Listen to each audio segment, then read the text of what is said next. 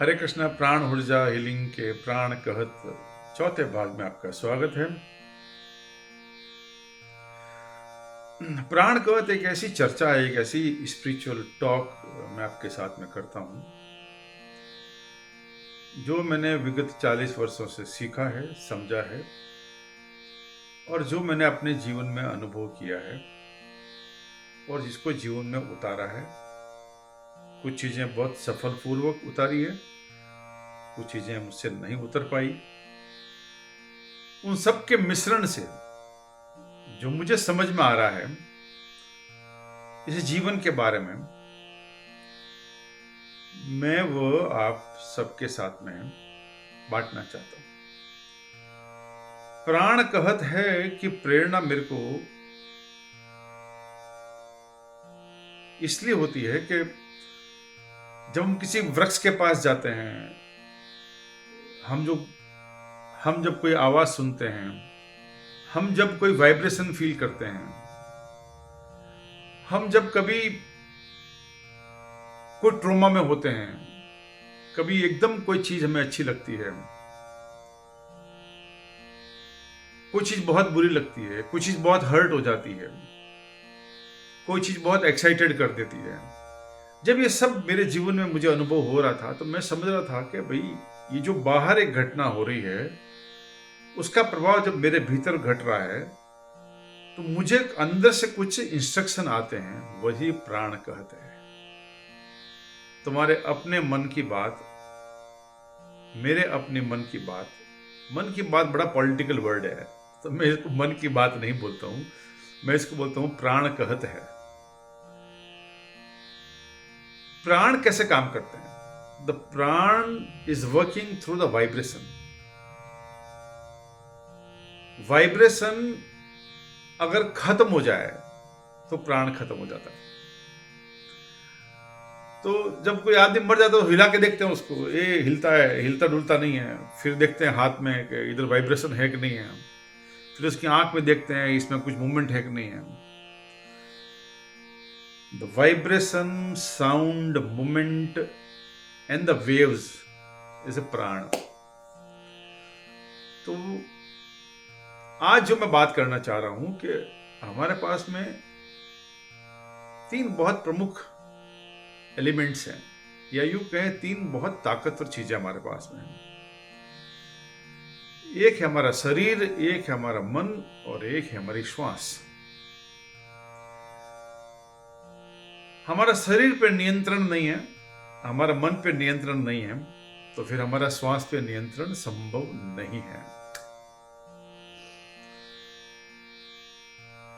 तो प्राण कहत है कि जीवन में तुम कुछ भी ना कर सको, एक बार अपने शरीर को नियंत्रण करके देखो। When you able to control your body,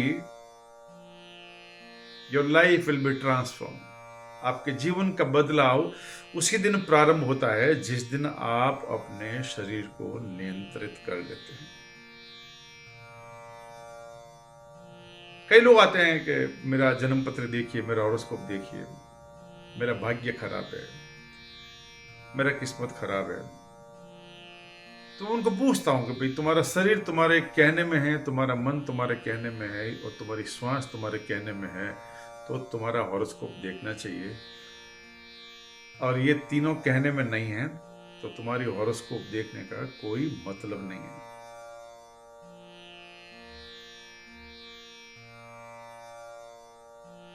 हमारा प्रॉब्लम ये है जीवन में कि हमने कंफर्ट को समझा है बेहतर, हमने कंफर्ट को समझा है श्रेष्ठ, हमने कंफर्ट को समझा है कि जीवन में बस this is the top most position of the life. अब वो कंफर्ट पैसे का है, वो कंफर्ट पावर का है, वो कंफर्ट आपके पास में कितनी फैसिलिटीज है, कितनी प्रॉपर्टियां हैं, कितनी गाड़ी बंगले हैं, कितना आपके पास ज्वेलरी है, कितना कुछ है। यही हमने समझा है कि this is called the good life. प्राण कहते हैं the good life is to control your body, good life is to control your mind. And good life is to control your breath.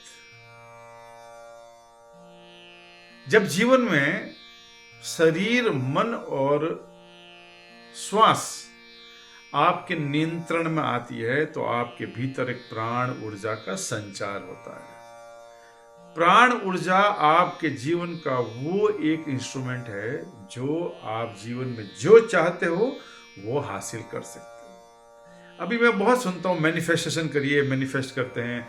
हमने फुल मून मैनिफेस्ट किया, हमने एकादशी का manifestation है, इसका manifestation कर लेते हैं, उसका मैनिफेस्टेशन कर लेते हैं। जो मैं मैनिफेस्ट करता हूँ मुझे मिल जाता है। प्राण कहते हैं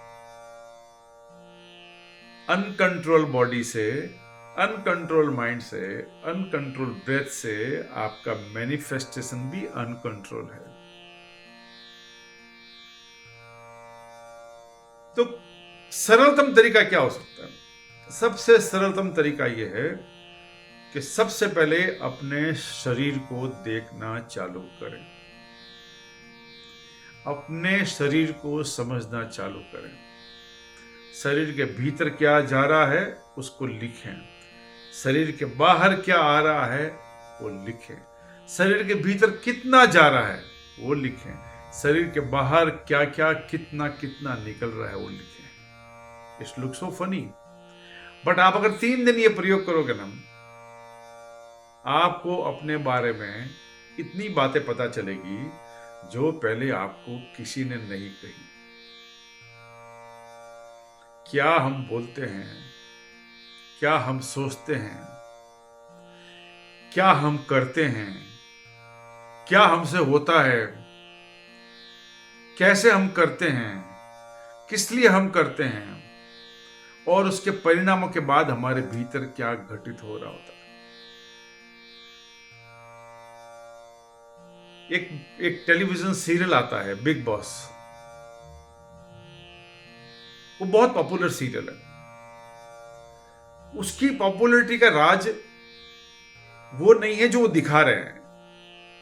उसमें जो भी कंटेंट होता है मैं कभी देखता नहीं हूं, पर बहरहाल मैं ये भी नहीं कह सकता मुझे कुछ पता नहीं है। वो कंटेंट भले हमारे किसी काम का ना हो, वो कॉन्टेस्ट किसी हमारे काम का ना हो, वो लोग हमारे किसी काम के ना हो, उनके जीवन से हमारे दैनिक जीवन का कोई संबंध नहीं हो, लेकिन हम वहां पे देखते हैं उन लोगों की गतिविधि को जो प्राण कहते हैं। तो हम देखते हैं ये आदमी कैसे बिहेव कर रहा है, ये आदमी कैसे रिएक्ट कर रहा है, ये आदमी कैसे सोचता है। कभी अपने बारे में यही बिग बॉस करिए, अपना ही बिग बॉस बनिए। प्राण कहते हैं तुम अपने ही बिग बॉस बनो। तो पहला सूत्र यह है, 3 दिन का एक प्रयोग करें। जो तुम्हारे शरीर के बाहर जा रहा है उसको लिखें, जो तुम्हारे शरीर के भीतर जा रहा है वो लिखें, और तुम्हें क्या महसूस हो रहा है वो लिखें। इतना सा कर पाएंगे ना तो समझ लेना कि आप खुद के बिग बॉस बनने वाले हैं। दूसरा प्रयोग, जब कभी भी आपको कुछ भी आप करना तो आपको एक आवाज सुनाई देगी, उठो चाय पी लो, 7 बज गए उठ जाओ, तुम्हें ऑफिस नहीं जाना है क्या, तुम स्नान कर लो, तुम ब्रेकफास्ट कर लो, फिर तुम कुछ बोलते हो। सारा व्यवहार वाइब्रेशन से, सारा व्यवहार साउंड से, सारी हमारी संचार गतिविधि आवाज से है। हमारा every moment we are doing उसमें से एक साउंड निकल रही है। हम चाहे बोल रहे हैं, हम चाहे सोच रहे हैं, चाहे हम स्नान कर रहे हैं, चाहे हम ताली बजा रहे हैं, चाहे हम भोजन चबा रहे हैं, चाहे हम चल रहे हैं, हम गाड़ी चला रहे हैं, हम कहीं बैठे हैं, हम मैच देख रहे हैं, कुछ भी कर रहे हैं, आपके चारों तरफ कांस्टेंट एक आवाज का वर्तुल बनता रहता है। वो ही आवाज आपको बनाती है, उसी आवाज से आपका निर्माण होता है, उसी आवाज से आपके भाग्य का निर्माण होता है, उसी आवाज से आपके दुर्भाग्य का निर्माण होता है। तो प्राण कहते हैं कि अपने आसपास की आवाजों को आप खुद चूज करें। कौन सी आवाज तुम्हारे आसपास बजनी चाहिए, कौन सी आवाज तुम्हें निकालनी चाहिए। तो प्राण कहते हैं कि अपने भीतर की आवाज को पहचानो, अपने बाहर की आवाज को नियंत्रित करो, फिर पुनः अपने भीतर की आवाज को नियंत्रित करो। अगर ये कर पाएंगे तो प्राण कहते हैं आप अपने जीवन के बिग बॉस बनेंगे। हरे कृष्ण।